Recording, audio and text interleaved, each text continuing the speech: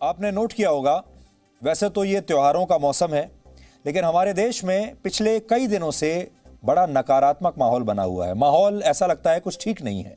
इसलिए आज उस माहौल को बदलने की कोशिश करते हैं और नकारात्मकता की बात ना करके आज कुछ पॉजिटिव बात करते हैं, कुछ अच्छी बात करते हैं।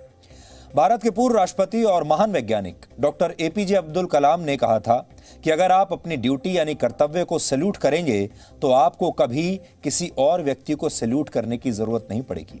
आज हम कर्तव्य की इसी खूबी का विश्लेषण करेंगे, क्योंकि हमारे देश में लोगों को अपने अधिकार तो हमेशा याद रहते हैं, लेकिन ज्यादातर लोग कभी भी अपना कर्तव्य निभाना नहीं चाहते। सिर्फ अधिकार चाहते हैं, कर्तव्य नहीं। कर्तव्य की अहमियत समझने के लिए आज आपको सबसे पहले हैदराबाद से आई एक शानदार तस्वीर देखनी चाहिए। इस तस्वीर में एक ट्रैफिक पुलिस कांस्टेबल सड़क पर दौड़ता हुआ ट्रैफिक को क्लियर कर रहा है, और इस ट्रैफिक कांस्टेबल ने ऐसा इसलिए किया क्योंकि उसके पीछे पीछे एक एम्बुलेंस आ रही थी और शाम के समय भारी ट्रैफिक की वजह से एम्बुलेंस ट्रैफिक में फंस गई थी। इस ट्रैफिक कांस्टेबल का नाम जी बाबजी है। जी बाबजी इस हफ्ते सोमवार की शाम एम्बुलेंस को रास्ता दिलाने के लिए ट्रैफिक से भरी सड़क पर करीब 2 किलोमीटर तक दौड़ते चले गए।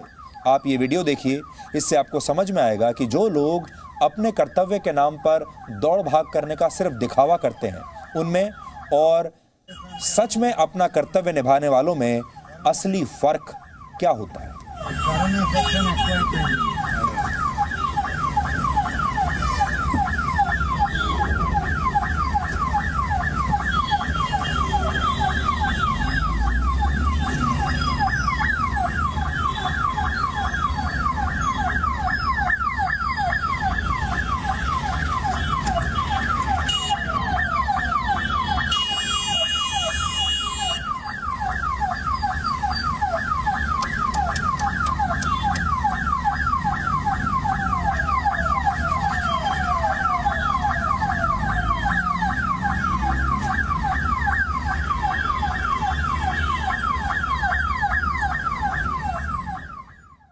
हमारी नज़र में ये कांस्टेबल आज देश का हीरो होना चाहिए। ये कोई फिल्म स्टार नहीं है, कोई क्रिकेट खेलने वाला बहुत बड़ा खिलाड़ी भी नहीं है, ये टीवी पर नहीं आता, बहुत बड़ा अफसर भी नहीं है, लेकिन इसने जो काम किया है वो आज इसे भारत का नायक बना रहा है। और अगर आप हमसे पूछें तो आज हम इसे भारत का, आप सब का नायक बनाना चाहते हैं। इसलिए डीएनए की शुरुआत आज इसी कांस्टेबल की खबर के साथ कर रहे हैं। इस एम्बुलेंस में एक मरीज था जिसे समय से अस्पताल पहुंचाना बहुत ज़रूरी था उसकी जान बचाने के लिए। हमारे देश में जब भी आप खाकी वर्दी को देखते हैं तो बहुत सारे लोगों के मन में या तो डर की भावना आती है या फिर भ्रष्टाचार की भावना आती है। और पुलिस को भ्रष्टाचार से जो हम जोड़ते हैं, पुलिस को डर से जो हम जोड़कर देखते हैं, इसके पीछे हमारी फिल्में काफ़ी हद तक जिम्मेदार हैं, जो अक्सर हमें ये दिखाती रही हैं कि पुलिस कभी समय से पहुंचती नहीं और पुलिस वाले हमेशा ही भ्रष्ट होते हैं और पुलिस हमेशा लेट आती है। लेकिन इस कांस्टेबल की पूरे देश में आज तारीफ हो रही है। और जब हमने इस कांस्टेबल से बात की तो उन्होंने एक बहुत महत्वपूर्ण बात कही, और वो ये कि जब वो ट्रैफिक पुलिस में भर्ती होने की ट्रेनिंग ले रहे थे तो उन्होंने पढ़ा था कि किसी भी वीआईपी की गाड़ी को रास्ता देने से भी ज़्यादा महत्वपूर्ण है किसी एम्बुलेंस को रास्ता देना। जिस देश में ज़्यादातर पुलिस वाले और वीआईपी जनता के प्रति अपने कर्तव्यों को आसानी से भूल जाते हैं, जिस देश में शायद पुलिस ये सोचती है कि पहले वीआईपी को गुजरना चाहिए, उसके लिए ट्रैफिक क्लियर करना चाहिए, उन्हें आज इस कांस्टेबल की बातों को बहुत ध्यान से सुनना चाहिए। उस दिन मंडे था सर, 2 बजे से फुल ट्रैफिक जाम था। मैं ऑन ड्यूटी पे था सर, वहीं से तो सड़क के एम्बुलेंस है सर, उसमें कौन है बोल के वो नहीं देखा सर। मैं भी ट्रैफिक था, उसको थोड़ा क्लियरेंस दिया तो क्लियरेंस नहीं हो रहा था सर, फुल जाम था एकदम, गाड़ी से गाड़ी टच हुआ था सर। इस वजह से मैं सोचा इनको कंपलसरी हॉस्पिटल भेजाना, कैसे भी करना है, ड्यूटी मेरा फर्ज है।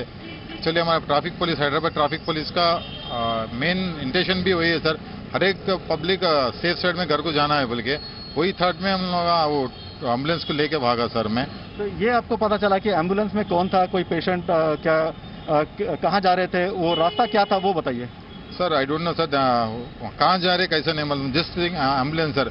हमारे इंस्ट्रक्शंस फर्स्ट से भी हमारे सुपीरियर ऑफिसर एक ही बोले सर कि वीआईपी से इंपॉर्टेंट आदमी को नहीं बोलते एम्बुलेंस सर, उसमें कौन सा आदमी कौन से कैसे रहते नहीं मालूम सर। फर्स्ट ट्रैवल उसको क्लियर देना अपन बोलते वही इंटेंशन है सर, एम्बुलेंस को क्लियर करना, उसमें कौन है क्या है तो आई डोंट नो सर।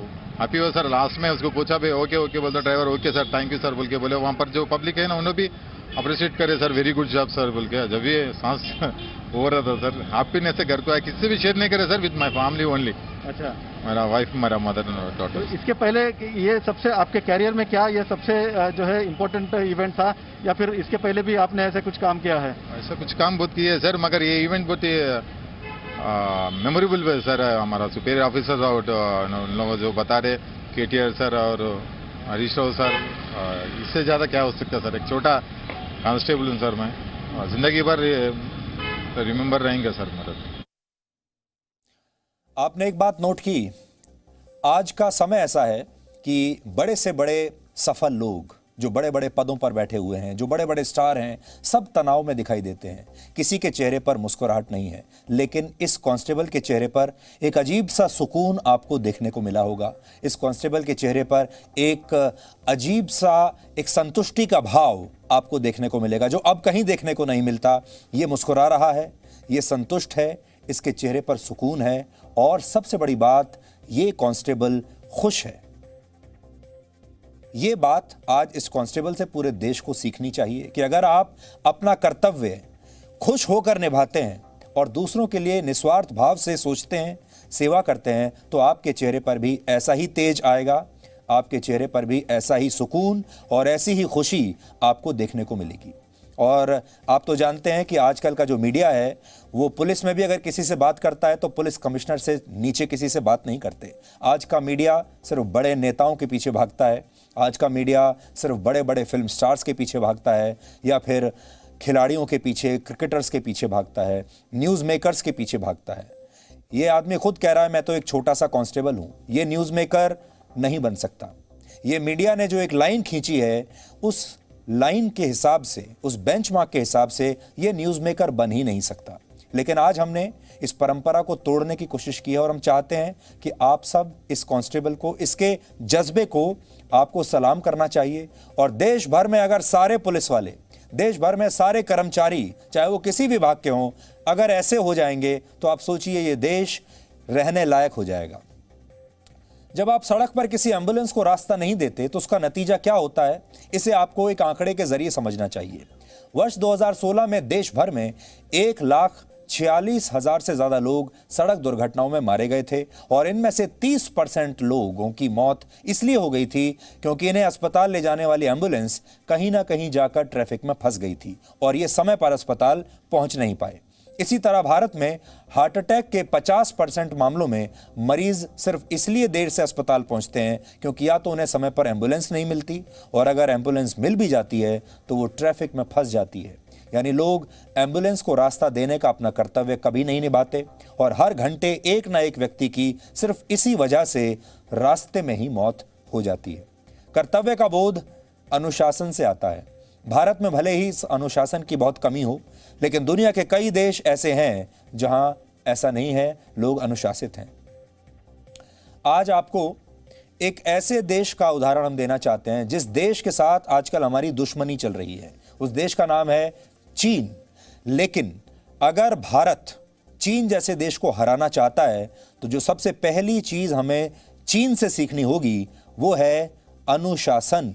चाहे वो अनुशासन चीन कैसे भी लाया हो, लेकिन सच्चाई ये है कि चीन में आज अनुशासन है। यह तस्वीर वर्ष 2018 की है, जब चीन के जिनहुआ शहर की एक सुरंग में गाड़ियों की लंबी कतार लगी हुई थी। शाम का समय था और इस वजह से ट्रैफिक काफी ज्यादा था। तभी सुरंग से गुजर रहे लोगों को